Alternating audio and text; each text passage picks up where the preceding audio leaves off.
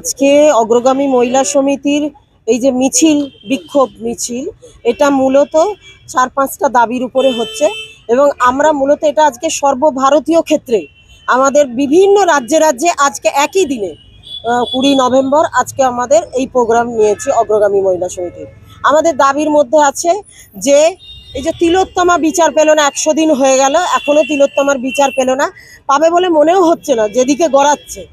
এটা আমরা আমরা আশা করছি, আমাদের ধারণা, আশা নয়, আমরা মানে খুব দুঃখের সঙ্গেই মনে হচ্ছে আমাদের যে হয়তো সেটিং হচ্ছে একটা। আর যেটা আমাদের এই মুহূর্তে সবচেয়ে বড় দাবি, যেটা হচ্ছে আকাশ ছোঁয়া মূল্যবৃদ্ধি। মূল্যবৃদ্ধির আঁচ কিন্তু সমাজের সব স্তরের মানুষের মধ্যে পড়ছে। এত বেশি মূল্যবৃদ্ধি এই সময় আমরা অন্য বছর দেখি না। এমনি হয়, কিন্তু শাক সবজি থেকে শুরু করে সমস্ত জিনিসের প্রচণ্ড হারে